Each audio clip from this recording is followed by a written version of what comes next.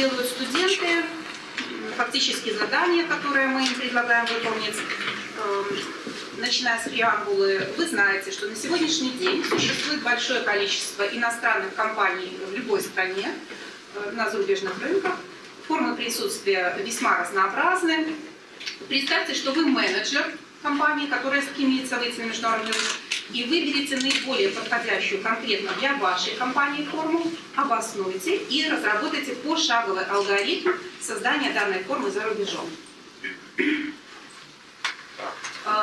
Для помощи мы предлагаем два модуля. Первый – это теоретический модуль или хрестоматийный, где студент может ознакомиться с современными теориями. И второй модуль – практический. Кейсы, примеры, ссылки на действующие сайты международных компаний, видео, интервью и разные другие полезные материалы.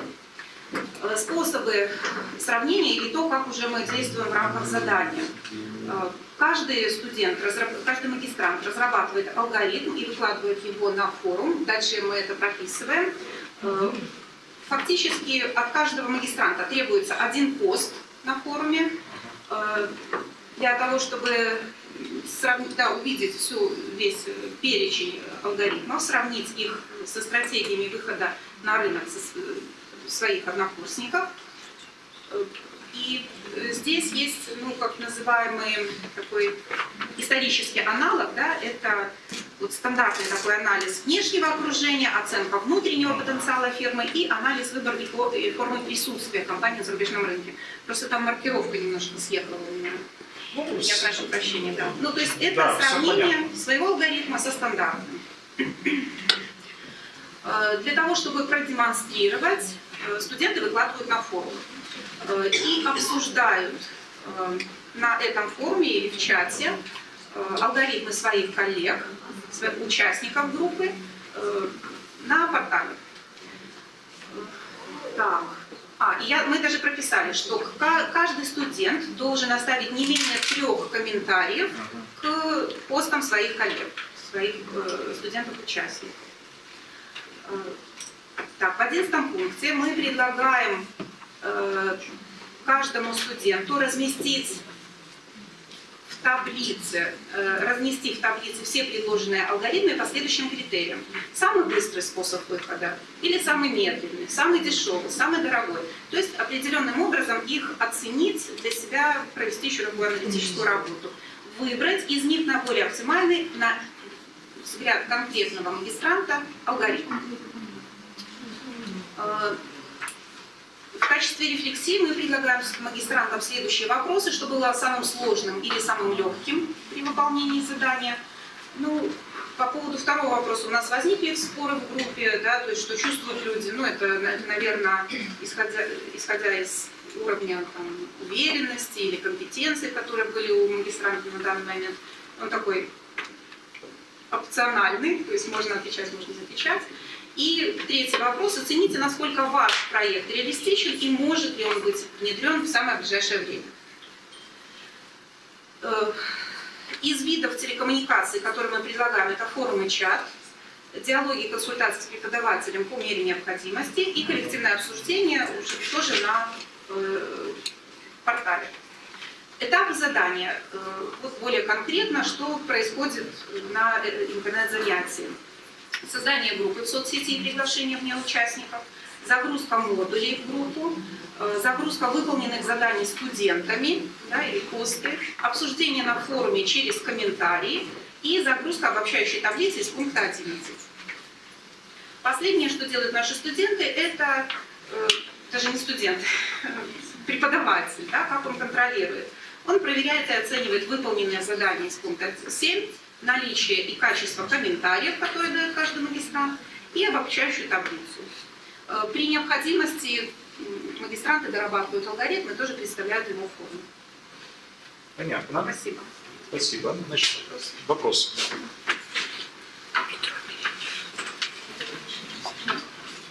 Можно было бы в качестве последнего момента объявить конкурс на самых... Можно ли было объявить конкурс, в качестве последнего такого завершающего пункта, объявить конкурс на самый лучший бизнес-проект? На стратегию. Да, Стратегию. Вот Ну, они у вас, как-то да, сравнивали. вполне, Ну, почему можно. нет? Можно даже провести голосование онлайн, самый лучший или оптимальный, то есть добавить эту опцию и телекоммуникационной для интерактива, да? Да, Это спасибо. предложение. Да. Хорошо.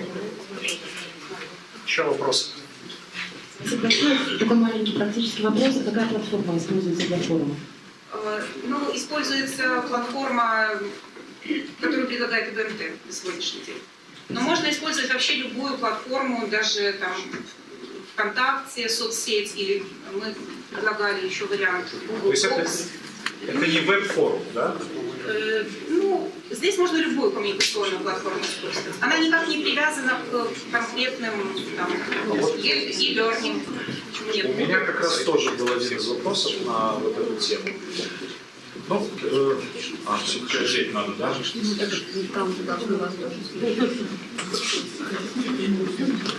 Хорошо. У меня вот несколько таких вопросов, и подспудно, может быть, даже где-то и предложений. Два модуля, да, которые высылаются вместе с заданием. Да. Один из этих модулей хрестоматийный, который дает представление о существующих ныне формах участия на международном рынке. Там СП, ИП и прочее. Выиграло ли бы ваше занятие, если бы вы эту информацию предоставляли не в момент выполнения открытого задания, ведь это же одновременно два файла высылаются, 3 файла точнее, да? Сам файл задания и 2 модуля. А выиграло ли бы ваше занятие, если бы вы на этапе сравнения и демонстрации образовательного, вернее, с культурно-историческим аналогом, просто-напросто бы после уже выполнения студентами проработанной своей стратегии выхода на международный рынок, предложили бы им познакомиться вот с этими самыми уже существующими в практике формами. То есть ссылка, например. Вначале студент выполняет задание, не зная, какие существуют СП, ИП, другие традиционные формы. Вот исходя из своих знаний по предыдущим, может быть, темам. А затем далее, после того, как задание выполнено, их преподаватель адресует к уже существующим практикам. Как вы считаете? Спасибо за вопрос. Я думаю, что это хорошее предложение, но я бы первый модуль теоретический хрестоматийный я бы все равно предложила, поскольку целью самого задания, интернет-задания, разработка стратегии выхода Требует знаний. Требует знаний, в каких формах вообще можно там присутствовать.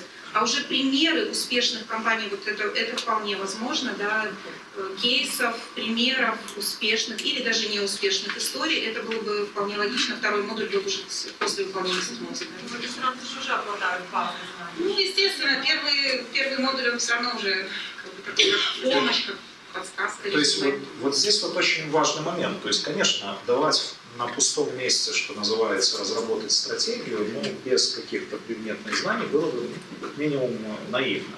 С другой стороны, задание, может быть, можно было бы сформулировать таким образом, чтобы оно не направлено было на разработку целостной стратегии, это как раз вот уже второй уровень задания, да, на там, обобщение. А может быть, задание более легкое в каких-то или в какой-то подготовительной, скажем, стадии. Например, разработайте там не стратегию, а выдвиньте свои предположения, что влияет на вхождение. Да? Вот считайте, что вы начинающий, так сказать, там, не знаю, руководитель компании, вот, и какие вы для этого использовали, с чего вы вообще начали. Первое, второе, третье. Продумайте алгоритм, вот, свой план действий для того, чтобы компанию вывести на уровень. А уже разработка стратегии просится после того, как было все-таки действительно знакомство с теоретическим, скажем, наследием, какие есть формы, какие крупные фирмы, их там успехи, неуспехи и прочее. Как вы думаете? Я уверена, что такое задание вполне можно будет предложить, например, на уровне первой ступени обучения. А, вы для магистратуры, это да? магистратура. Все ясно. Это уже магистратура, да. А для бакалавриата, да, вполне. Ну, ясно. Ну, Может быть... магистрантов предлагаем, более сложные уже для практиков, тех, кто где-то согласен. работает. Вот смотрите, насколько может быть вариативным, да, проведение занятия. С одной стороны, мы можем сделать вариант лайв, первый уровень, когда какие-то эпизоды отрабатываются. Маркетинговый план или... Маркетинговый план, вот, который позволяет задуматься, с чего же начать, для того, чтобы вот, продвинуть свою там, корпорацию, фирму на внешний рынок. А уже второе задание, вторым эшелоном, после знакомства с культурно-историческими навыками, это развитая стратегия с учетом выявленных всех уже теоретических знаний и прочее. У меня тогда следующий вопрос, и он уже здесь так подспудно звучал. Вот выбор веб-ресурса, либо просто форум, да, либо блог, то есть там, где возможны какие-то вот коммуникации, выбор соцсети, где пользовательский интерфейс гораздо более располагает к таким, скажем, горизонтальным коммуникациям. Он от чего зависит? То есть вот чем вы руководствовались, когда прописывали тот или иной, уже именно технический компонент? Учитывали ли вы концентрацию коммуникаций? Много будет вообще вот коммуникаций или нет? Будет столько коммуникаций, сколько я запланировала. А запланировали вы много или нет? Горизонтальных, вертикальных? Вот если даже в процентном отношении. Большая часть всех коммуникаций, ну скажем, 98%, Да. это между собой часть. Между студентами, да, обучающимися, магистрантами. Да, именно так. В таком случае нужно именно вот и адаптировать выбор технического средства под эту цель. То есть если это соцсеть, тогда это самый оптимальный вариант. Пожалуйста, может быть Facebook, может быть, там, не знаю, группа ВКонтакте, парольный вход. И вообще можно это занятие провести полностью в соцсети. Да, безусловно. То есть вот тогда это Google Docs, закрытый, да, размещение просто... закрытый вход, парольный вход, размещается задание, все студенты, магистранты знают, заходят туда, смотрят, выполняют. Есть ссылка. Можно прислать это опять-таки в личных сообщениях. То есть очень удобно. Принцип одного окна. Вот как соцсеть, кстати, будет работать на создание образовательного продукта. И это не чат-болталка, простите, да, когда студенты там общаются по разным самым направлениям. Они разрабатывают свою стратегию, они ее выкладывают, они критически относятся к разработкам других магистрантов, и они обобщают. И преподаватель их там же и оценивает. Да, там же оценивают. Вот все в одном месте. Можно использовать веб-форум наиболее удобно, просто. Кстати, та же электронная почта, все гениальное, простое, она своей актуальности тоже не теряет для рассылки каких-то информации, она работает бесперебойно, и почему нет. Можно использовать соцсети. То есть проектирование выбора формы проведения занятия зависит от нескольких причин. Первая причина – это наличие коммуникаций горизонтальных, вертикальных их соотношения. Второе – это в какой форме мы планируем разместить само задание. Если задание объемное, это может быть соцсеть. Если задание короткое, тогда это вообще может быть какой-нибудь даже чат элементарно, или как не чат, а там, Twitter, да, ограниченное количество символов, до 160, по-моему. Все это может быть очень такой вариант. Тоже очень быстрый, удобный и подвижный. Хорошо, какие вопросы, может быть, вот в студии, университет, лицей, колледж? Да, пожалуйста. Только вопрос. Я громко говорю, спасибо. Меня зовут Алина. Скажите, пожалуйста, вот я немножко уже запуталась. А в рефлексии вообще можно говорить о том, что люди будут обсуждать эту тему? Мне кажется, это коммуникация. То есть рефлексия может базироваться, то есть повторение материала на обсуждении. И второй вопрос связан с тем, что вы сказали, что каждый студент, магистрант, должен дать в форуме не менее 3 реплик. А вообще можно задавать на форум какой-то стандарт? Менее 2, больше 3 там, и так далее, потому что вы автоматически ставите какие-то рамки. Я понимаю, что это ограничивает вот этого хаоса, бла-бла-бла, когда бесконечно. Но с другой стороны, форум, он свободен должен быть, а здесь, получается, есть уже ограничения, по которым тебя оценивают. 3 реплики кинул, может быть, даже глупые, но уже 3 реплики как бы есть. Так если они глупые, так и оценят их. Спасибо. На самом деле комментарии, которые мы ставим минимальную планку, да, мы не ставим максимальную, 3 комментария, они строго структурированы. То есть мы прописываем в своем задании, что должно быть в комментарии. Там магистранты сопоставляют имеющийся разработанный алгоритм своих коллег со стандартом. И причем мы прописывали даже вопросы, может быть, это не вынесено в табличку, но мы писали, чтобы вы взяли в свой алгоритм из предложенного, да, чем бы вы могли улучшить свой алгоритм, и чтобы вы улучшили в данном предложенном алгоритме, исходя из заданных критериев. мы это структурировали, мы предполагали, что не будет болталок. То есть как минимум 3 алгоритма своих сокурсников каждый студент магистрант оценит по сравнению с аналогом историческим. Это вот на второй вопрос ответ. Первый, я не поняла ваш вопрос, честно говоря. Что, можете ли уточнить? Да, ну, может быть, рефлексия – это повторение материала. И, по-моему, третьим пунктом у вас было указано, что каждый студент должен обсудить как бы, проект другого студента, насколько я поняла. Может ли это рефлексия? Это все-таки телегруппа, фактически дубляж как бы. Ну, с моей точки зрения, рефлексия – это не повторение материала, это какая-то метапозиция, насколько я успешен или не успешен в освоении предложенного задания и материала, который нужно усвоить. Мне кажется, так. Я тоже попробую присоединиться к ответу, поскольку он такой имеет общий характер в нашем семинаре, по крайней мере, в курсе даже в целом. Рефлексия – это в переводе с латыни отражение, да? И отражение, то есть это анализ собственной разработческой деятельности. И рациональный, и эмоциональный. У меня, кстати, вот по поводу рефлексии есть предложение. Вы 3 вопроса только, по-моему, сформулировали. Можно взять вообще-то классическую рефлексию, тогда будет более целостное представление, да, о том, как происходил процесс разработки. И дает более такую емкую картинку для самого магистранта оценить себя самого. Но предложение такое, вот там было, какие эмоциональные у вас, второй вопрос, какие эмоциональные были у вас ощущения. Рационально мы решили все. А вот если бы вы, например, так сформулировали, составьте диаграмму или график своих эмоциональных, скажем, ощущений от разработанной вами стратегии продвижения компании на внешний рынок поэтапно. Вот этап первый, подготовительный. Прямая линия, ничего не происходит. Второй этап, например, там, заключение контракта, вверх пошла, да? Вот составьте свою диаграмму чувств, да, или эмоций, лучше эмоции здесь будет при разработке вот какой-то концепции. Я считаю, что это очень богатый познавательный будет материал.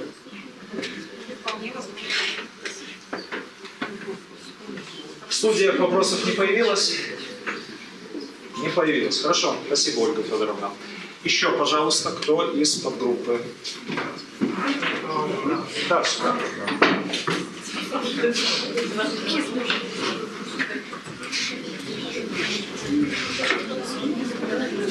Первое, да.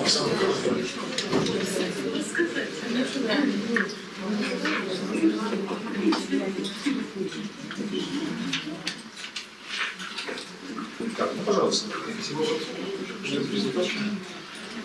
Так, уважаемый Андрей Дмитриевич, уважаемые коллеги, группа номер 1 представляет результаты своей работы. Хочу сразу отметить, что мы свое интернет-занятие планируем провести на готовой платформе, адаптированной для проведения нашего занятия. Мы выбрали Learning Management System или систему обучения и управления обучением Moodle. Вот, и как раз таки планируем ее активно использовать в нашей деятельности. Значит, речь идет об учебном курсе под названием «Проектирование и эксплуатация информационных систем». Курс ведется на экономическом факультете для 3-го курса для специальности экономическая информатика. Что касается изучаемой темы, то мы изучаем в рамках данного занятия тему под названием «Разработка требований к программному обеспечению». Значит, что касается цели педагога, то, конечно, его цель состоит в создании информационно-эвристической учебной среды для личностно значимой самореализации обучающихся.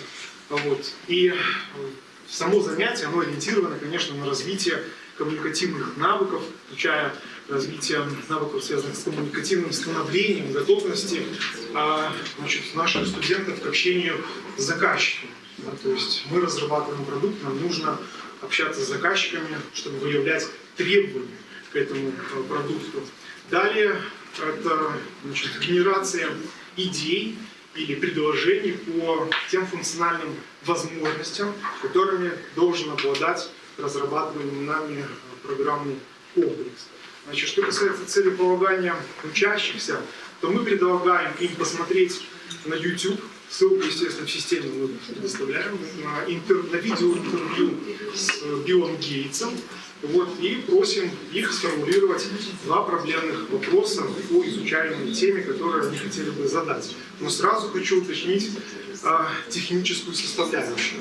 Значит, каждая команда, да, состоящая из участников, они должны сформировать эту виртуальную команду в рамках нашей системы. То есть у нас имеется модуль, и участники выбирают команду по определенным признакам. Главным признаком является тот программный продукт, который они собираются разработать. Вот, и они формируют таким образом, регистрируясь в этой группе виртуальной команды. Вот. И, естественно, регистрация осуществляется в том числе и на форуме, и задача форума в самой системе реализована. Значит, и каждый участник учебного курса в рамках созданной темы на форуме должен, так скажем, сформулировать вот эти 2 проблемных вопроса, которые они хотели бы задать Биллу Гейтсу.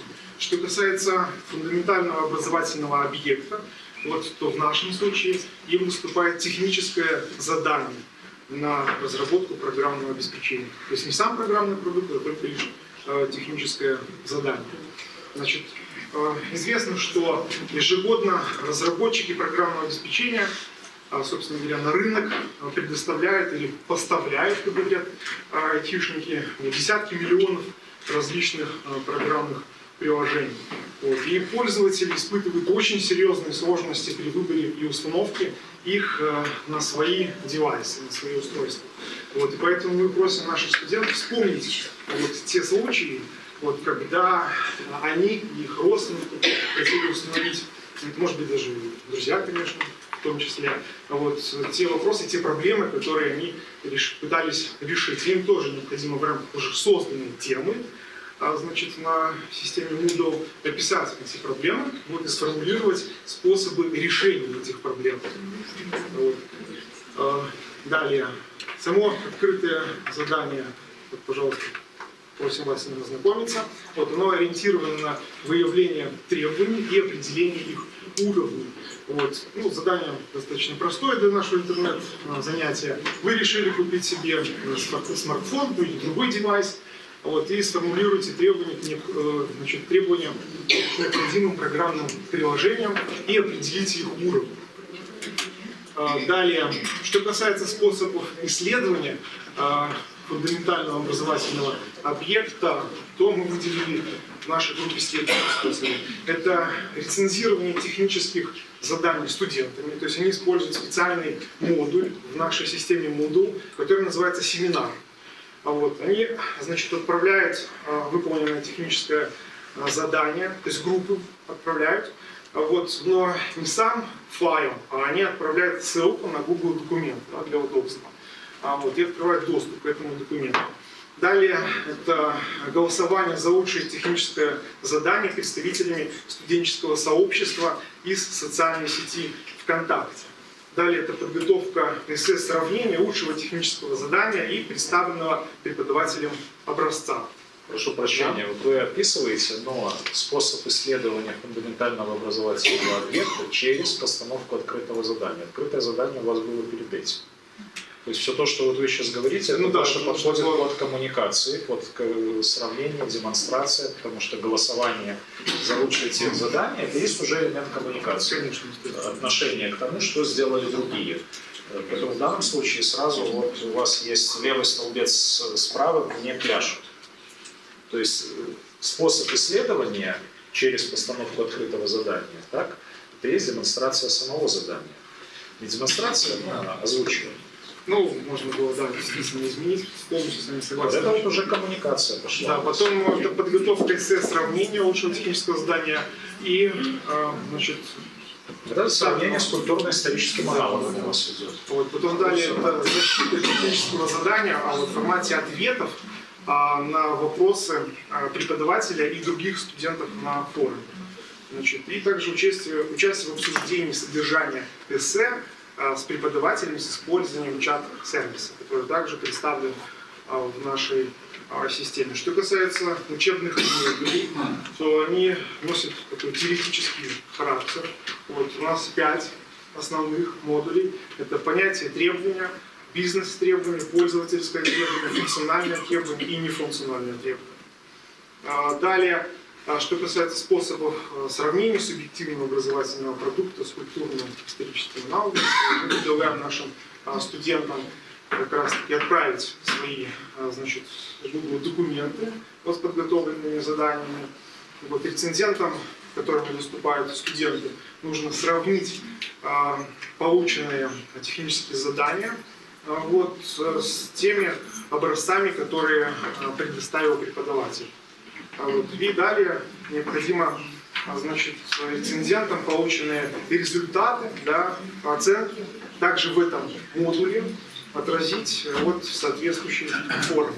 Вот, ну, мы заимствовали вашу, она, на наш взгляд, показалась очень приемлемой вот, для выполнения нашего задания.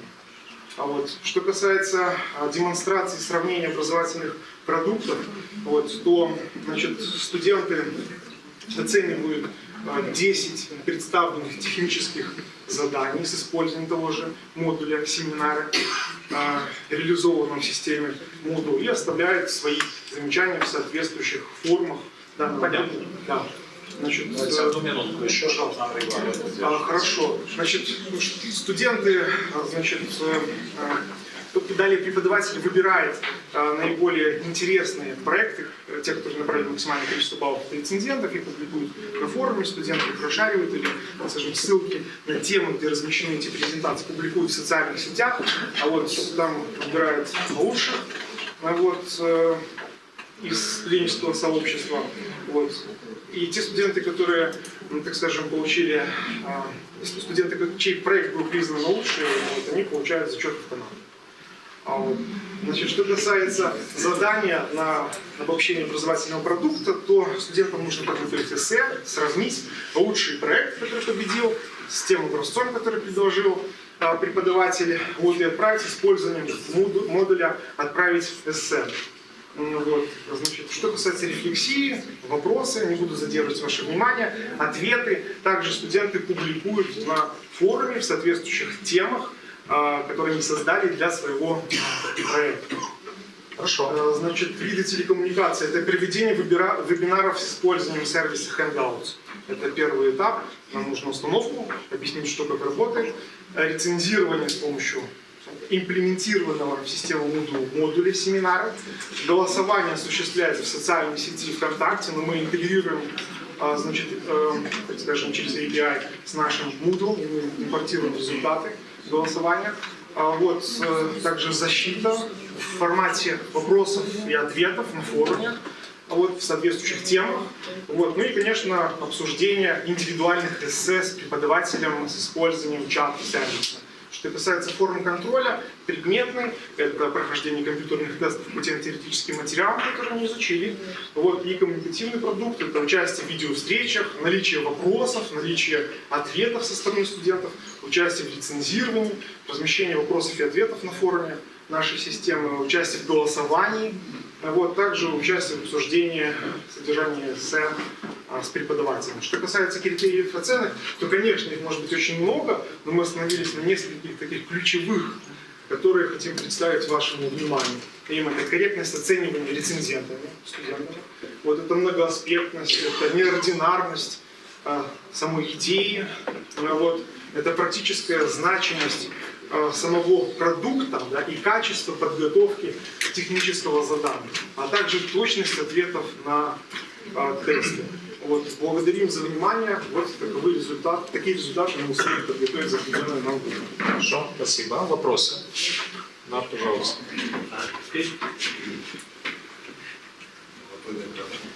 Критерии оценки у вас неординарные. Как вы измеряете неординарность? Ну, это достаточно такой качественный, экспертный параметр. Уже преподаватель сам, так скажем, с учетом мнения студентов, выбирает уже, так скажем, подходы, какие он использует для определения именно этого критерия неординарности. Я бы сказал, что речь идет в первую очередь об уникальности идеи, да, о каких-то креативных способах, которые студенты предлагают для реализации этой идеи. То есть вы же знаете, да, вот, что много там, десятков миллионов приложений, да, и все они очень похожи.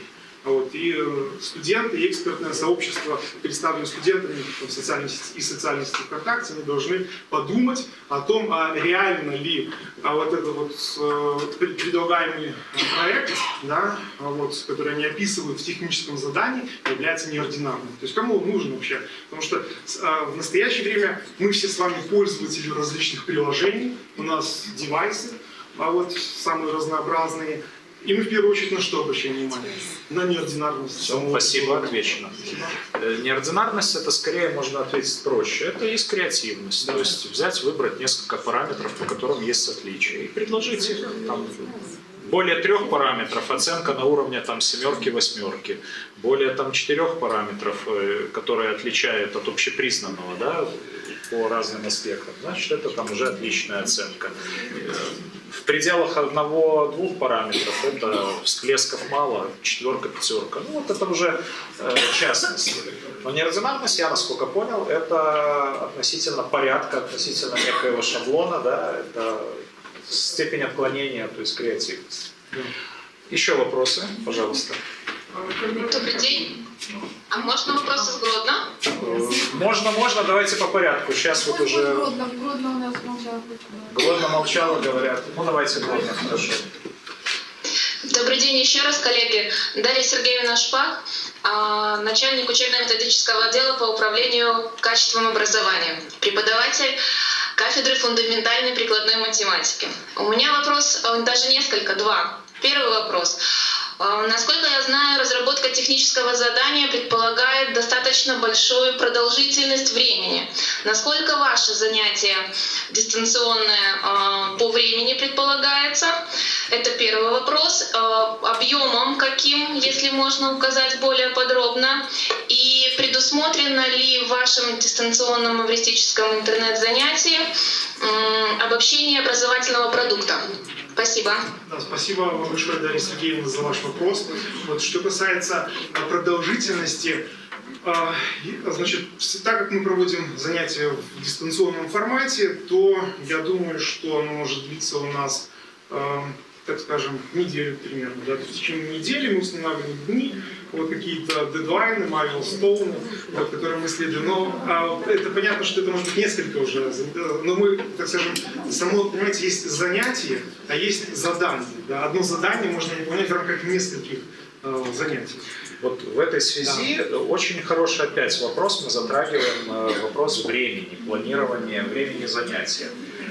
Если мы действуем в рамках ныне существующих стандартов и учебных программ, мы должны четко понимать, сколько, например, времени отводится на изучение данной темы. Если это отводится, например, там, условно говоря, 2 часа, понятно, что мы не можем неделю, например, делать, потому что это непозволительная роскошь. Во-вторых, кто будет оплачивать работу преподавателя? Вот элементарно. Ну, позвольте ответить на ваш вопрос. Абсолютно вы правы, но есть один нюанс. Дело в том, что бывает преподаватель – это в первую очередь креативный человек. Вот он это хорошо и прекрасно. Вот, и в связи с этим преподаватель, так скажем, на общественных началах может курировать вот такие вот дистанционные проекты, насколько это разумным является для него. Поэтому я не думаю, что он будет там секунды считать, сколько оно длиться должно. Вы не думаете, это лирика. Есть юридическая составляющая этого вопроса, потому что время проведения занятий – это финансовый аспект. И можно сколько угодно размышлять по поводу творчества, нет творчества, это хорошо и прекрасно. Да как бы чего не вышло, как один говорил классик. Хорошо. Четкое планирование должно быть, норматив учебного времени. Например, вы эту тему изучаете или в сумме раздел изучаете столько-то часов, вы можете в рамках своего индивидуального не графика, а самостоятельной контролируемой работы студентов выполнять дистанционное занятие. Оно, вот, исходя из объема, я вижу здесь, максимум 3 занятия классических оно покрывает, а то и меньше. И 2 я думаю, что оптимальным является 8 академических часов. Вот, то есть это не беспредельное, понимаете, время дистанционного занятия. Вы должны использовать арсенал. Арсенал самостоятельной работы студента. Пожалуйста, вы можете им дать задание на самостоятельную проработку, как домашнее определенное задание, и результат это там автомат, не автомат с точки зрения зачета. То есть это не самотечное такое понятие, потому что завтра будет лежать жалоба по поводу нарушения времени проведения занятия, или там родитель магистранта пожалуется, почему мой сын там, или дочь проводит больше времени, чем надо, вот, и так далее и тому подобное. Я не к тому, что это обязательно будет. Может, этого и не будет, и слава богу, но мы должны просто действовать в тех правовых рамках, которые есть, и все. Но у меня другой вопрос возникает. Вот как-то у вас много всего. Вот, и голосование, и сравнение. То есть позитивные вещи однозначно, интересные задумки. Но их просто нужно структурировать и по блокам. Вот, например, первый блок. Изучение все-таки фундаментального образовательного объекта. То есть вы предлагаете смартфон, да, вот, насколько я понял, там составить задание, приложение для смартфона. Вот, пожалуйста, вот у вас одно задание. То есть целеполагание понятно. Можно даже после того, как вопросы сформулировать, предложить и цели сформулировать, потому что вопрос – это предвестник цели. А дальше пишут, там студенты выполняют задания по подбору смартфона. Дальше вы четко регламентируете, выкладываются результаты туда-то, студенты делают то-то, то-то и то-то, голосуют таким-то образом, оценивают таким-то образом, потом преподаватель дает возможность сравнить это с некими аналогами, потом обобщающее задание. Вот так мне понятно. Потому что у вас как-то очень длинная таблица, и вы туда все сгрузили. Андрей Евгеньевич, позвольте, я отвечу на ваши. Спасибо большое, конечно, за рекомендации, они очень полезны. Я хочу ответить вот следующим образом. Значит, мы в рамках нашей презентации представили описание непосредственно занятий. Вот. А что касается инструкции, да, так скажем, определенного алгоритма выполнения представленных задач в рамках нашего занятия, вот, туда это у нас будет идти отдельный такой документ, да, с которым студенты должны ознакомиться. То есть пошагово, с установкой конкретных сроков сдачи, вот, результатов выполнения поставленных в рамках занятия задач. Ну, хорошо, спасибо. Ну вот давайте, у вас действительно интересные идеи там, но их как-то надо просто структурировать, на мой взгляд, и получится хорошее задание. Спасибо. И еще у Дарьи Сергеевны был второй вопрос. Кстати, на содержание технического задания. Да. Вот, дело в том, что, смотрите, те, кто работает в IT-сфере, они знают, что существует несколько подходов к выполнению подготовки технических заданий. Один из подходов – это использование стандартов, которые регламентируют структуру содержания технических заданий. Но есть второй подход, менее трудоемкий и наиболее часто используемый разработчиками программного обеспечения, а именно структура технического задания, она адаптируется под потребности заказчика и под потребности команды, которая занимается разработкой. То есть ничего лишнего. Почему? Потому что, да, вы абсолютно, Дарья Сергеевна, правы, это трудоемкий процесс разработки технического задания, но IT-индустрия – это индустрия бизнеса, там, где время стоит больших денег. Вот, и поэтому многие компании, они уходят от того, что они следуют, вот в стандарте написали, вот мы, значит, работаем по стандарту. Нет. Компании работают под потребности заказчика. Мы согласовали, заказчику понятна структура и содержание технического задания. И они работают. Именно этим определяется то, что у каждой компании имеются свои шаблоны технических заданий, вот, по которым они работают. Ну хорошо, спасибо. Спасибо. Андрей Дмитриевич, можно да, конечно. Я вам хочу задать, потому что мы на группе это обсуждали, вопрос. Место проведения занятий. Понятно, что студенты, учащиеся, магистранты на своих местах. Место преподавателя. Понятно, что и сегодня правовые наши отношения требуют, чтобы это была кафедра. Можем ли вот мы проработать вопрос, чтобы где-то было больше свободы выбора места для преподавателей? Виктор Георгиевич, спасибо, хороший очень вопрос. Вообще в планах нам, вот после даже этих семинаров, составить определенные рекомендации, я бы сказал, это тоже вот такое общее будет задание, но может быть по подгруппам. Туда включить представителей юридических наших профессий, специальностей и составить определенные рекомендации для УМО, для может быть, здесь, я знаю, есть представители РИФШа, для того, чтобы мы смогли локальным нашим НПА, внутренним, разработать определенные рамки, не входя точнее, в противоречие там, с республиканскими уровнями, разработать свои локальные рамки, ну, если угодно, вот, алгоритмы для проведения дистанционных занятий. И четко дать определение. Преподаватель находится в аудитории, студенты находятся в аудитории, но с выходом в интернет. Это будет интернет-занятие или нет? Хороший вопрос. Хороший вопрос. Вопрос терминологии. Преподаватель находится, там, скажем, в аудитории, но в занятии принимают участие не только студенты одной группы, а двух групп. То есть с точки зрения, опять-таки, нормирования часов, это уже, ну, как бы входит в противоречие, так? И тем не менее, может быть, есть предложение, как учитывать вот эту вот нормирование часов и, соответственно, и финансовые нагрузки. То есть нам нужно просто сделать определенную, действительно, хорошую работу для улучшения дела. Я бы так ответил. Вопрос очень правильный и своевременный. Потому что нынешняя нормативно-правовая база, она во многом сковывает вот развитие данных форм обучения. А опять-таки все в наших руках. Если надо, мы можем выйти потом и на Минобр, и на Минфин, ну и так далее. Я должен объяснить. Ну, я не знаю, как. Я могу поделиться своими соображениями, если мы располагаем временем. Ну, временем особо не располагаем. Да, Сергей уже озвучил, у меня вопрос по поводу деятельности. И у вас прозвучало, что вы автоматом можете поставить зачет. И если вы говорите, что занятия будут 8 академических часов, таким образом можно заработать еще как бы 2 балла для того, чтобы успешно сдать по итогу завершения семестра зачет. Спасибо большое. Очень хороший вопрос. Большое вам спасибо. Будем предполагать, что наше интернет-занятие является заключительным в нашем учебном курсе, по итогам которого преподаватель принимает решение об аттестации студентов. То есть, если студенты успешно выполнили задачи, предусмотренные данным интернет-занятием, то они могут рассчитывать на получение зачета автоматом. Если же нет, то в соответствии с нормативно-правовыми актами они приступают к сдаче зачета в том формате, который разрешен. Спасибо. Хорошо, спасибо. Спасибо вам большое.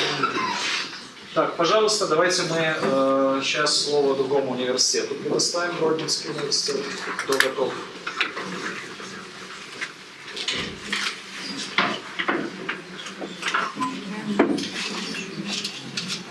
Есть готовность?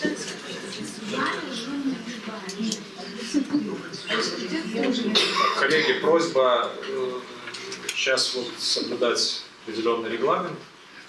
Есть готовность или нет?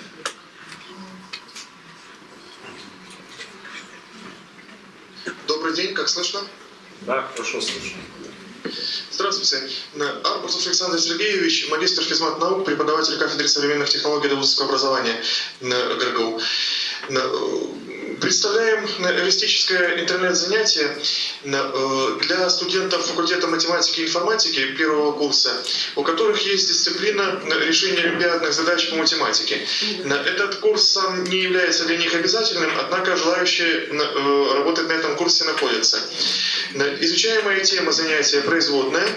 Основная цель педагога, как видите на слайде, создание условий для развития навыков исследовательской деятельности учащихся и формирование умений решения олимпиадных задач по теме производная, а также организация коммуникации студентов для демонстрации собственного образовательного продукта, сравнения его с аналогами и рефлексии.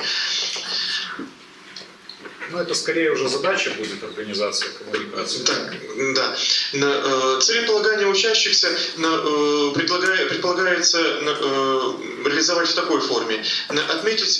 Каждому учащемуся предлагается отметить значимость каждого фактора по 10-бальной шкале.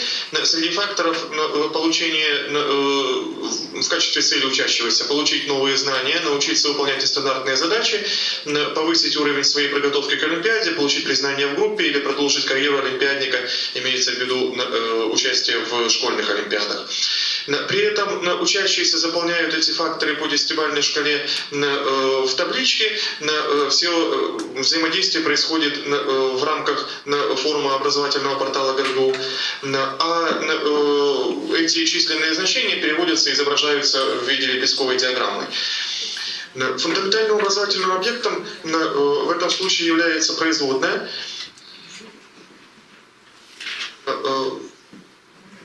Так. На работу по теме отводится 4 часа управляемой самостоятельной работы.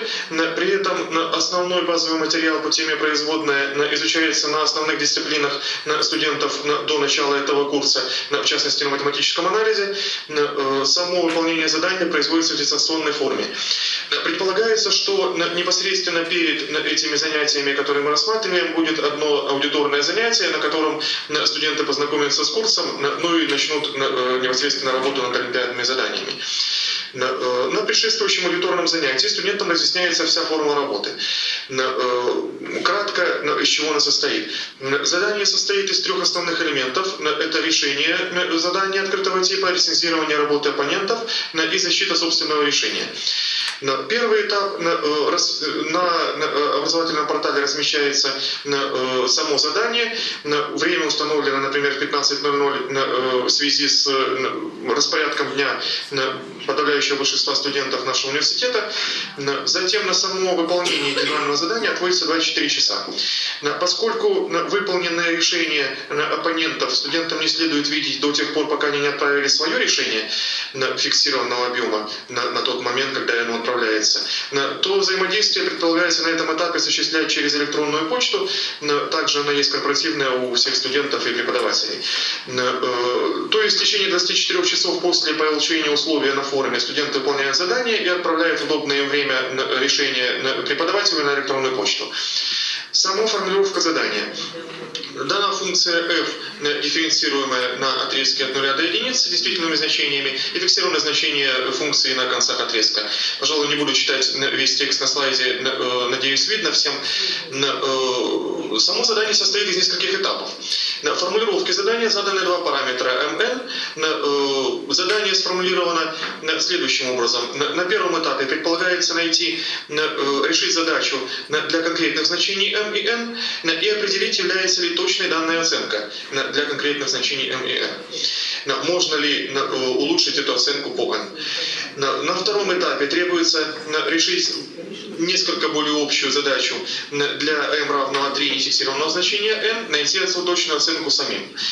Затем требуется обобщить задачу для m и n, и в дальнейшем предполагаются более общие случаи. Например, решить задачу, когда функция определена на отрезке АБ, значение функции фиксированное значение функции это не 0 и 1, а c и d, например. Ну и затем предложить произвольное обобщение и направление исследования этой задачи, разработав их решение, само собой, насколько это удастся у каждого студента. Таким образом, объем задания не фиксированный, и каждый студент в меру своих способностей и своей мотивации сможет развивать тему в значительном объеме.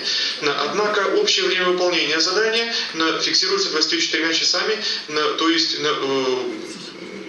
в принципе, мы сможем сопоставить результаты этих студентов, и некоторый положительный результат по этому заданию у каждого студента будет получен.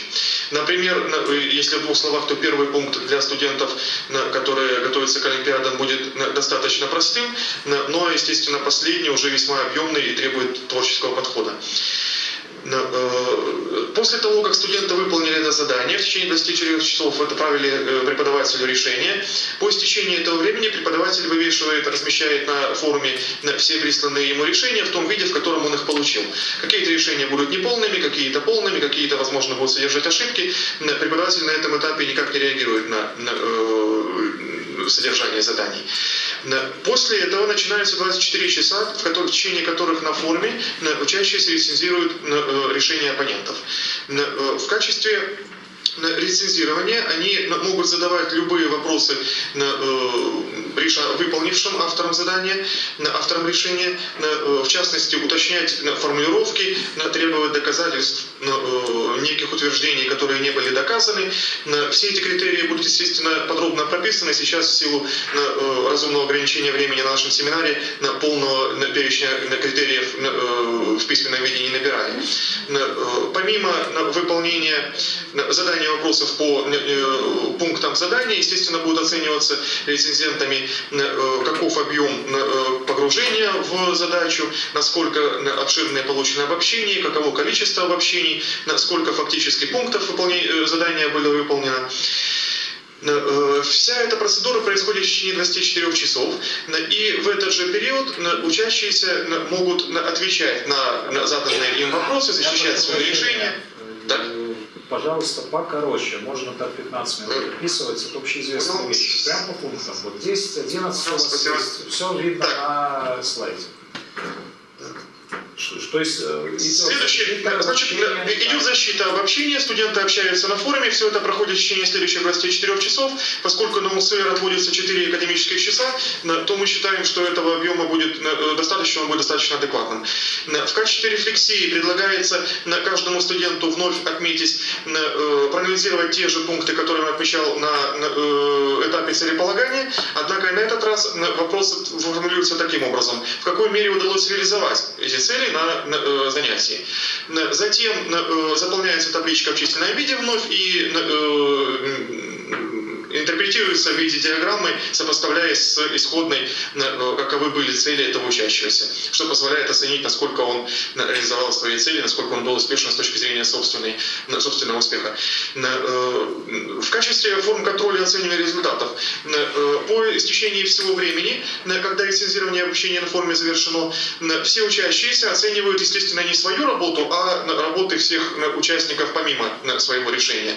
Оцениваются по 10-бальной шкале все три этапа, все три элемента задания. То есть решение, которое было представлено, рецензирование содержательность вопросов, замечаний и защита, насколько аргументированно участники могли отстоять правоту и правильность своего решения, либо ответить на какие-то вопросы, аргументировать недоказанные утверждения и тому подобное. Каждая работа оценивается по 10-бальной шкале, затем выводится средний балл у всех учащихся для каждого конкретного учащегося.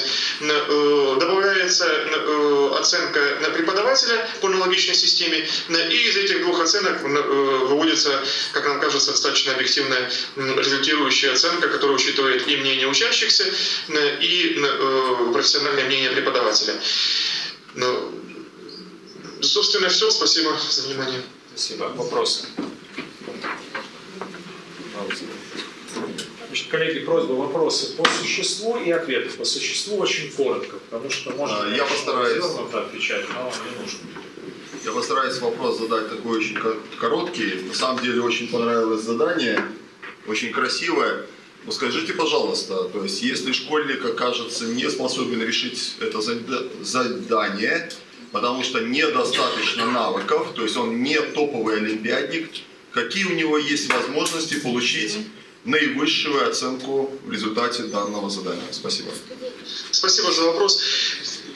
Дело в том, что, еще раз поясню, это студенты первого курса, ориентировочное время начала этого курса это ноябрь, начало ноября. То есть до этого момента они прошли по своим базовым дисциплинам, не говорим конкретно какая, поскольку на матфаке разные дисциплины базовые будут по изложению этих тем. Ну, очевидно, что сама дисциплина это математический анализ по этой теме. Может называться высшая математика или иначе. То есть на данный момент с первым пунктом все студенты, скажем, условно, успеваемости чуть ниже средней, смогут справиться. А при этом, как мы учитываем возможности каждого студента, дело в том, что этот курс сам по себе является добровольным, и на него приходят учащиеся с уже готовой мотивацией решать задачи повышенной сложности, реализовать себя в более сложных заданиях. Ну и, честно говоря, если вдруг среди них окажутся учащиеся, которые к середине семестра не могут решить вообще ни одного пункта этого задания, то, к сожалению, нужно признать, что на республиканской олимпиаде у них есть мало шансов. Поэтому с учетом реальной ситуации, вероятность того, что на этот курс, тем более это будет уже после первого занятия, когда УСР будет проводиться после того, как на первом занятии студенты уже познакомились с самим курсом, с его содержанием заданий, вероятность того, что они не решат вообще ничего, практически сводится к нулю. Таким образом, по крайней мере, часть решения будет получена, и, соответственно, какой-то балл будет получен. Но максимальный, как понятно, получат только самые успешные, кто смогут развить задачу, обобщить ее нестандартным образом. Спасибо. Хорошо. Вопросы у лицея, может быть, есть? По части решения. Мне не совсем просто самому понятно, в чем эвристичность задания. Предполагает ли она какое-то выполнение, вернее, задания, какое-то именно, ну, скажем так, нацеленность на только собственный результат, или же это тривиальное решение, которое нужно продемонстрировать и которое заранее известно, тогда тут нет открытости. Я просто могу попробовать ответить. Дело в том, что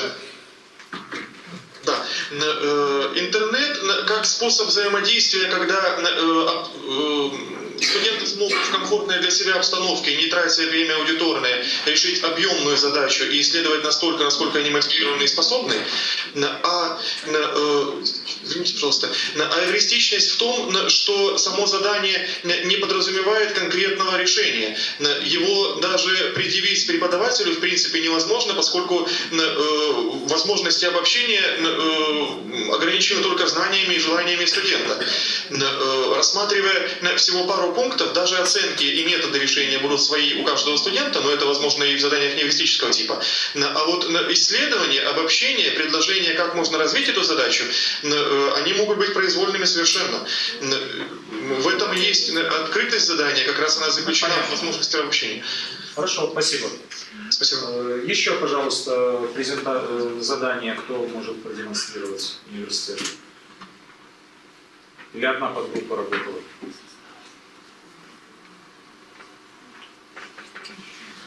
Сейчас. Так, мы разработали задание по дисциплине философия. Это для студентов первого-второго курса. И предполагаемая тема, которая будет изучаться здесь, это проблема и смысл жизни в духовном опыте человека и человечества. Но я так вот кратко не буду уже оговаривать цели преподавателя. Это непосредственно будет связано с дистанционным диалогом, на том, как они развивают лингвистические качества личности, создают собственное представление по существующей теме. Можно следующий слайд? И на целеполагании мы даем такое задание. Сформулируйте собственные вопросы, ответы на которые вы хотели бы получить. Для формулировки, используя вопросы, используйте следующие ключи. Либо это будет через что, как или почему. Непосредственно к теме занятия. Следующий этап — это уже будет открытое задание «Что наша жизнь?», где дается разные высказывания, разные сейчас, секундочку. Разные задания ему даются преамбула, и следующее будет: в чем вы видите смысл вашей жизни, каковы ваши жизненные приоритеты, идеалы и ценности, сформулируйте собственную позицию в форме философского эссе и разместите его на форуме образовательного портала. Просмотреть, они должны не только разместить свое собственное эссе, но и просмотреть работы других участников, поставив таким образом то, что им понравилось, лайк, и прокомментировать их, задать интересующие вопросы к тому заданию, к тому ответу, который им наиболее понравился. Следующий этап — это будет уже знакомство с культурно-историческим аналогом. Посредством этого будет создан обобщенный образовательный продукт. Им надо будет изучить материалы, которые будут размещены на образовательном портале, и определить, какой философской школе направление течения соответствует ваши жизненные приоритеты и устремления. Далее они должны проаргументировать свой выбор сходный, но не менее 3, и различные, если такие будут моменты, позиции. Позиция какого философа вы категорически не согласны и почему? То есть они должны и с тем позицией, с которой они себя осуществляют, да, и с тем, которые полностью не соответствуют их точке зрения. Ответы они также должны будут разместить на форуме, непосредственно прикрепив к собственному эссе. И на этап рефлексию они возвращаются к написанным ранее вопросу и пытаются дать на них ответы. И в итоге выясняют, с какими трудностями они сталкиваются, выполняя задания, и как вы с ними справились. Хорошо, спасибо. Вопросы? Вот у меня на вскидку вопрос. Может ли это занятие быть проведено просто в аудитории? Может быть. Но мы решили, чтобы были возможности как раз таки временные, потому что если на занятии, это, например, если мы берем 2 часа, если каждый будет зачитывать собственное эссе или прочитать эссе, это займет достаточно много времени, плюс знакомство с культурно-историческим аналогом. Опять же, это время займет. Поэтому мы предполагаем, что это где-то в рамках 2 дней. Если написание эссе дать оценку, то второй день это будет уже с культурно-историческим аналогом работа. Ну, наверное, не 2 дней полностью, да, а каждая... Так вопрос о нормировке часов на занятия, я думаю, что в течение 2 дней, но не значит, что полностью 2 дня. Нет, да. 2 часа УСРС мы так вот предполагаем, что это может быть из программы учебной. Да. Понятно. Еще вопрос? Меня вот смущает здесь низкий уровень коммуникации. То есть понятно, что требует прочтения и времени. Но и в аудитории можно взять и прочитать там Фрома, учебник Кирвеля. Правильно? А вот в чем все-таки сама вот цель-то вы ставите организацию диалога, насколько я понял, это заявленная главная цель, правильно? А где ваш сам-то диалог на занятии? Ну вот диалог у нас предполагался, что они как раз будут на эссе давать свою точку мнения. Да, и комментировать ее будут. Задавать вопросы с последующим ответом того, кто написал это эссе. В таком случае нужно это четко прописать. Что, ну да, здесь у нас не было алгоритма. Что оценивается, сколько сообщений, какие, не менее чего, вот в таком ключе. Это будет более-менее понятно, что коммуникативный продукт, он рождает как раз новое знание. А пока новое знание рождается в результате выполнения заданий и сравнения. Но это можно делать и в аудитории. То есть принципиально интернетовость, она как бы отсекается и особо не нужна.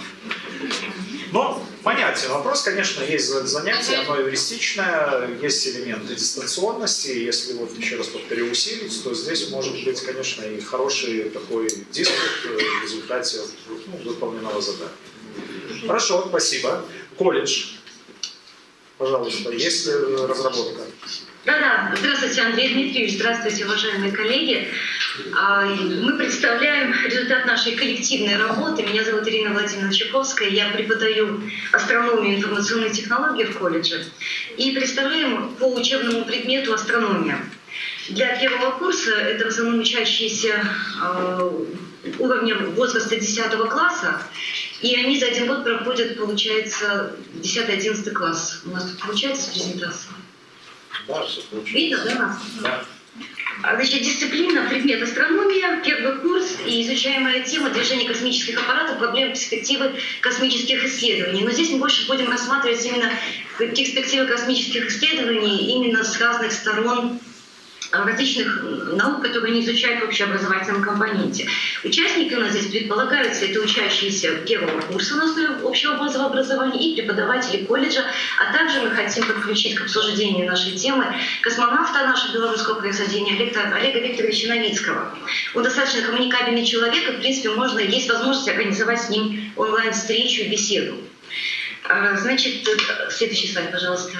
Цель преподавателя в данном занятии – это организовать очный дистанционный диалог участников для индивидуального и группового решения проблем космических исследований, развития коммуникативных и информационных компетенций участников, развития способности не теряться в нестандартных ситуациях, решения, способные обезопасить жизнь и повышение интереса к космическим исследованиям непосредственно. Следующий. Программа нашего интернет-занятия выглядит следующим образом.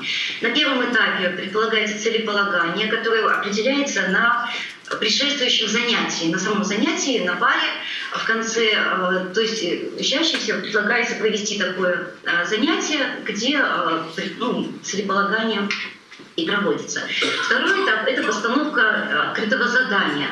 Само задание будет размещаться в группе. У нас создана группа «Астроколледж» в социальной сети «Контакт». Приблизительно за неделю до очного мероприятия. Но тут уже будет зависеть от того, как получится договориться с космонавтом о проведении этой онлайн-встречи. И третий этап – это работа в группах участников занятия. Непосредственно проходит в течение недели, они выкладывают в сеть свои выполненные задания, позже расскажу какие, и уже обсуждают эти задания между групп, между собой в социальной сети, и уже предлагают наиболее интересные вопросы, которые их интересуют по теме, чтобы уже предложить для того, чтобы их задать космонавту. Четвертый этап – уже непосредственно сама онлайн-беседа через Skype, предполагаем осуществить ее. Пятый этап – этап рефлексия, и шестой этап – домашнее задание. Ну, сейчас вкратце мы расскажем поэтапно, как мы это видим. Задание на целеполагание выглядит так. Проанализируйте представленные высказывания, выберите из них два, которые, по вашему мнению, наиболее четко отражают тему предстоящего интернет-занятия. Обоснуйте свой выбор, сформулируйте 3 вопроса к выбранным высказываниям, в которых будут отражены ваши цели предстоящего интернет-занятия. Здесь мы представили несколько цитат, которые предлагаем учащимся рассмотреть. Например, космос есть внутри нас, мы сделали звездным веществом, это способ, которым космос познает себя. Или жизнь показывает, что и космос будут осваивать не какие-нибудь супермены, а сами простые люди. Чтобы таким образом немножко мотивировать учащихся на желание поднять эту тему для изучения собственного. Дальше с фундаментальным образовательным объектом у нас космонавтика как комплексная отрасль науки и техники, обеспечивающая именно межпредметное исследование космического пространства. И поэтому мы предлагаем открытое задание, которое будет объединять в себе несколько предметов. То есть звучит оно следующим образом. Представьте, что в будущем Земля станет непригодной для жизни, и человеку придется осваивать другие планеты с благоприятными условиями жизни. Для этого проводятся исследования в различных отраслях науки. В вашей группе исследователей, это группы астрономов, биологов, астронавтов, экологов и лингвистов, необходимо подготовить карту исследований, результаты которых следует разместить в группе «Астроколледж» в социальной сети ВКонтакте и обсудить наиболее актуальные вопросы с космонавтом Олегом Викторовичем Новицким в ходе онлайн-беседы. А дальше мы предлагаем карту их исследований, которые они должны будут заполнить и непосредственно разместить в социальной сети ВКонтакте. Верхний заголовок там группа исследователей, они здесь помечают, какая конкретная группа у них. В заголовке «Наша орбита» здесь тема исследований, которые предлагает преподаватель. В разделе «Наш космос» они размещают те исследования, которые они провели по заданной теме.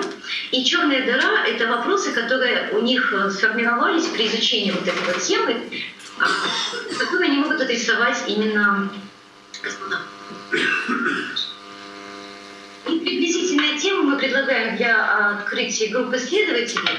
То есть для астрономов такие темы: перспективы достижения скорости света на современных космических кораблях, основные открытия в астрономии космонавтской за последние 5 лет. То есть они эти темы могут рассматривать, если им понравится она.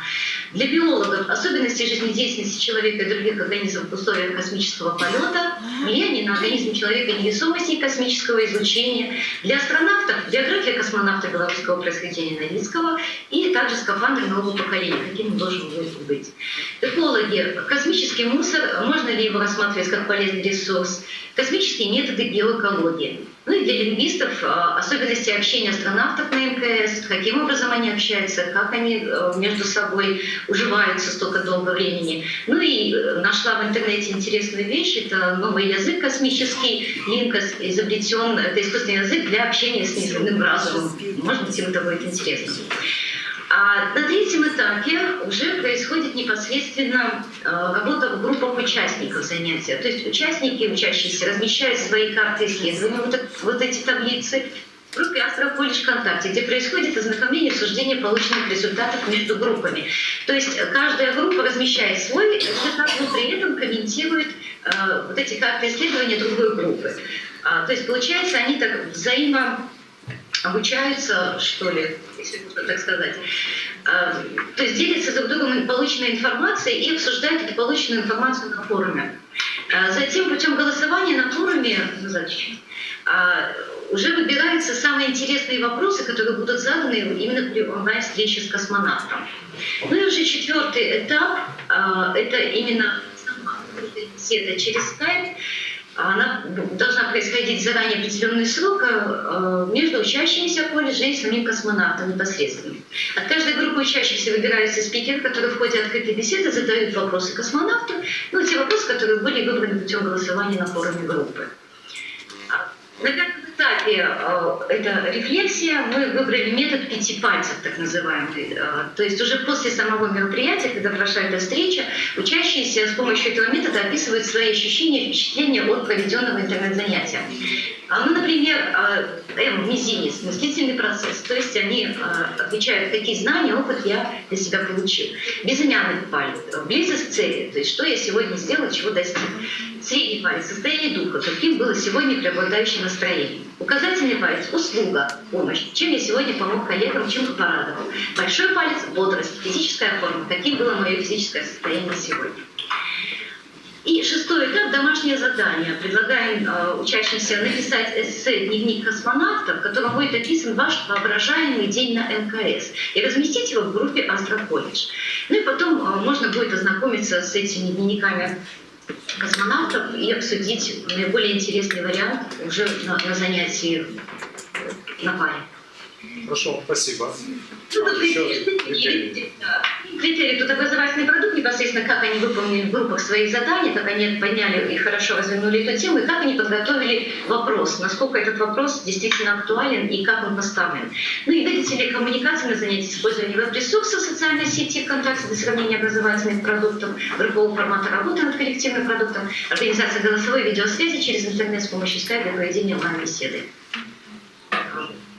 Да, все, спасибо за внимание. Спасибо. Вопросы какие?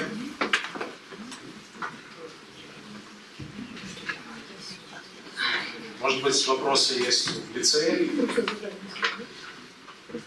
По программе где-то более-менее схожие? Нет? В университетах? Хорошо, спасибо большое. На мой взгляд, достаточно хорошо оформленное, грамотное занятие, вернее, которое расписано по основным этапам и, в общем-то, вполне готовое для его проведения. Спасибо. Хорошо, пожалуйста, кто еще у нас лицей? Можно вопрос из Гродно? Извините, что поздно. Да, пожалуйста. Нам очень понравилось занятие. И вот я даже для себя возьму на заметочку вот эти ваши мизинчики и безымянные пальчики. Да, вот даже просят коллеги вернуть для того, чтобы сфотографировать на заметочку себе. А вопрос у меня простой. Это в рамках дисциплины астрономия, которую вы изучаете, я правильно понимаю? Или же это междисциплинарность, может быть, это какой-то несколько предметов и русский язык или русская литература, и, может быть, сюда можно было бы еще и физику с математикой как-нибудь?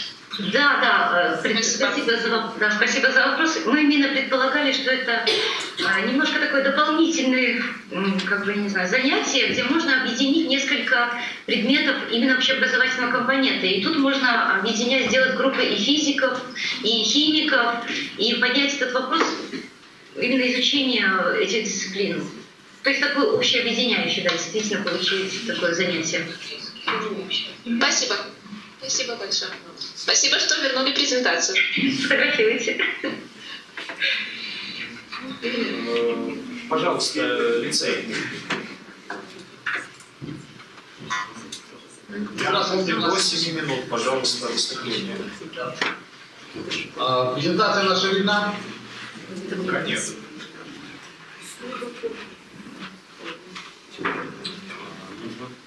Есть презентация? Да. Мы сосредоточились при выполнении задания на внеурочных формах работы. В данном случае речь идет об интернет-турнире юных физиков. Интересная для нас форма работы, поскольку у наших учащихся профильных классов физических большой популярностью пользуются эти турниры юных физиков. Иногда бывает так, что не все команды мы можем, зарегистрировать для участия. Время ограничено, аудиторный фонд также ограничен, поэтому, может быть, интернет-форма проведения такого турнира являлась бы выходом из данной ситуации.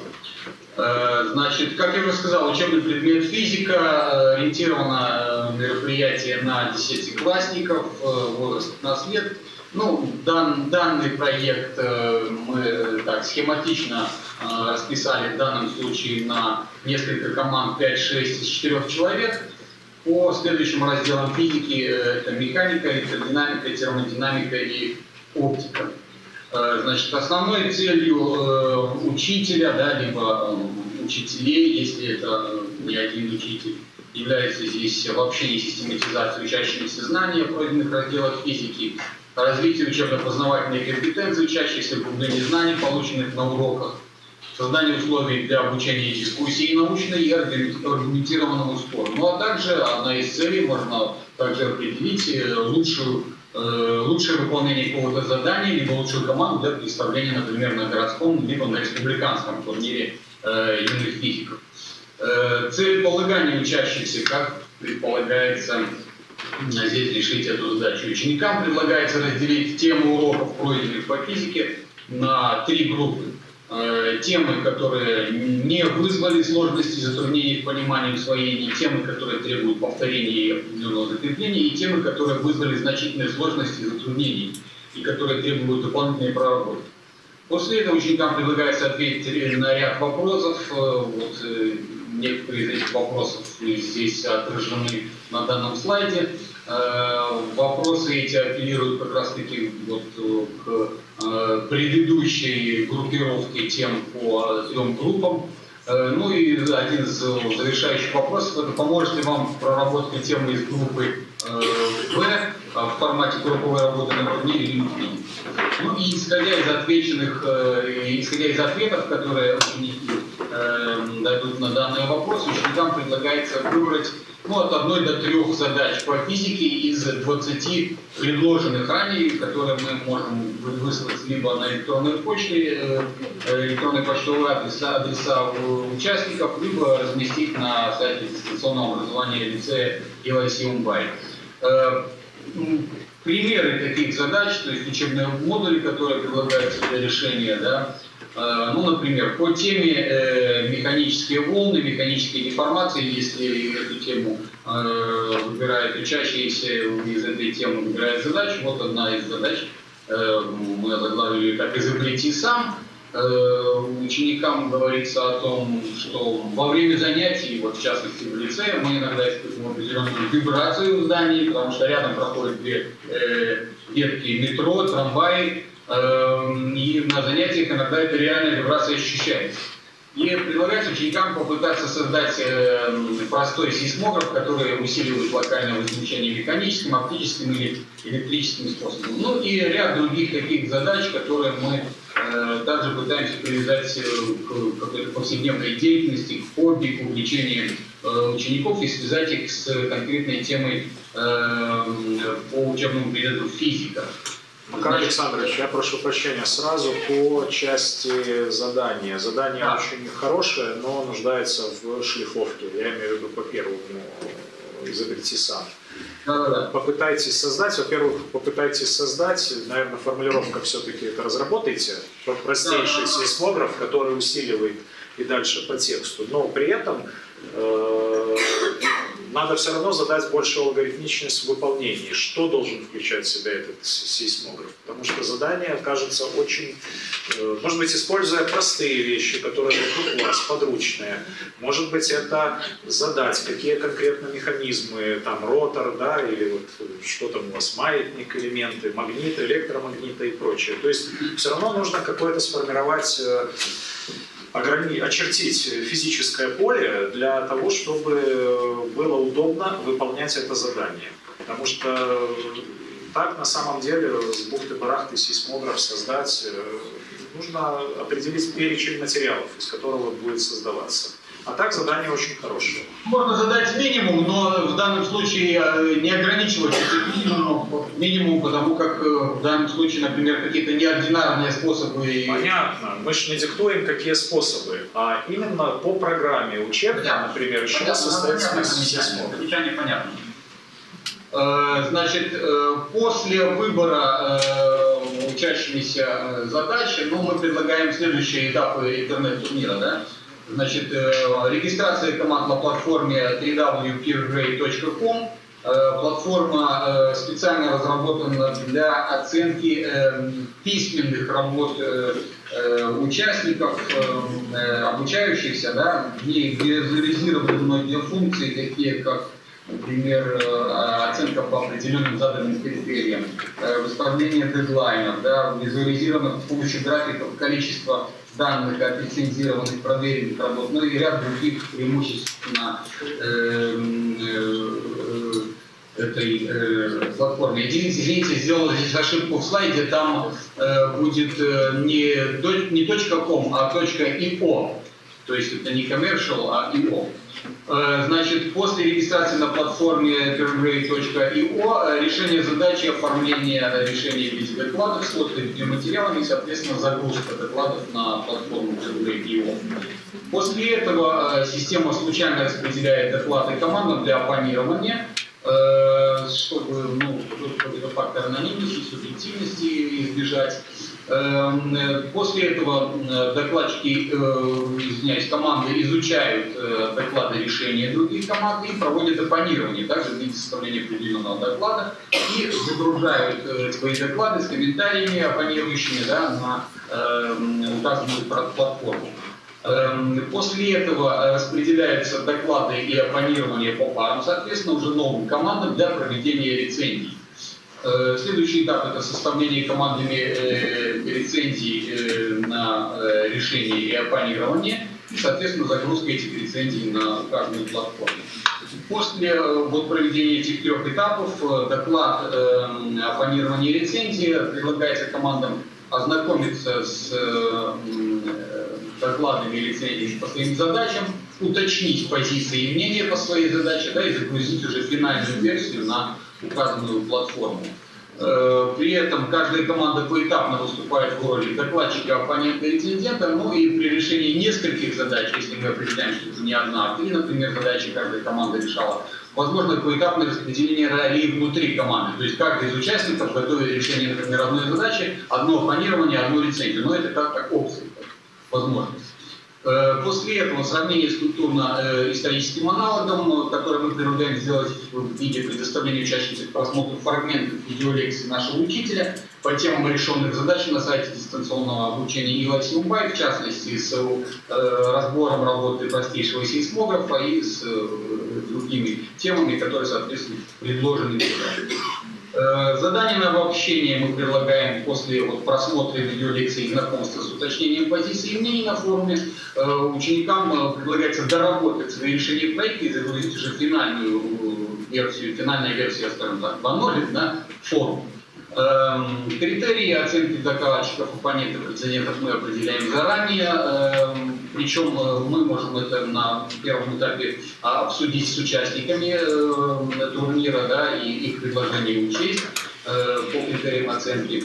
И после турнира, да, рефлексия участников с помощью Google формы, ну здесь такие вопросы какие-то стандартные, какие-то, возможно, нестандартные. Google форму можно прикрутить тому же самому peergrade.io. Ну и формы контроля и оценки результатов турнира — это, конечно же, оценки учителям либо жюри каждой команды поэтапно за доклад, за оппонирование, за рецензирование. Причем командам также предлагается выбирать лучшее решение, лучшее оппонирование, лучшее рецензирование. Ну, благо, что система peergrade.io предлагает такую функцию, как самооценка. Ну и баллы, выставленные жюри командами, суммируются. Команда, набравшая наибольшее количество, является победителем, но участникам для этих успехов выставляются оценки по учебным предметам. У нас все. Хорошо, спасибо. Вопросы? Можно вопрос? А кто жюри? Я думаю, что слышно. Скажите, пожалуйста, там у вас есть оценка, участники, жюри, и все это суммируется. Жюри, это кто может? Я пропустила. Кто в жюри входит? Ну, в жюри могут входить, если мы проводим этот интернет-турнир локально для классов лицея, то учителя лицея можем пригласить в качестве жюри какого-нибудь видного ученого из Академии наук, который дистанционно сможет знакомиться на этой платформе с докладами, с рецензиями и с оппонированием. Либо, если мы расширяем географию участников, принимает участие из регионов ребята, то, конечно, например, включаем жюри и учителей, либо тренеров этих команд в жюри. Хорошо, спасибо. Еще вопрос? Я думаю, что занятие очень продуманное, это чувствуется, и я не знаю, вот в отношении платформы Grade IO, но тем не менее, там действительно есть большой коммуникативный компонент, хотя бы исходя из того, что вы представили. Так, еще одна у вас разработка, может не быть, смотрите сами. Так. Нет, у нас все. То есть вы интегрировали разные темы. Понятно. Хорошо, коллеги, тогда давайте коротко мы подведем итоги. Андрей Петрович, да. ГКУ хочет только спасибо сказать. Интересная разработка, нам понравилась. Замечаний мы не нашли. Спасибо. Ну, действительно интересное задание, очень занятие. Ну вот, коллеги, мы познакомились с 7, наверное, разработками сегодня разных совершенно ступеней образования.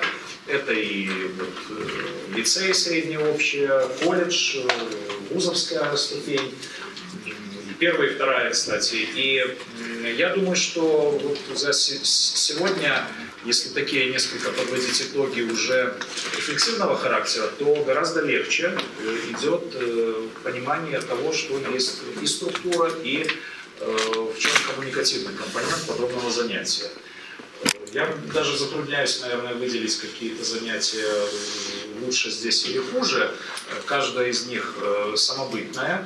Где-то оно может иметь определенные шероховатости, где-то оно безупречно. Но мы все сами были свидетелями и можем здесь сделать определенные выводы.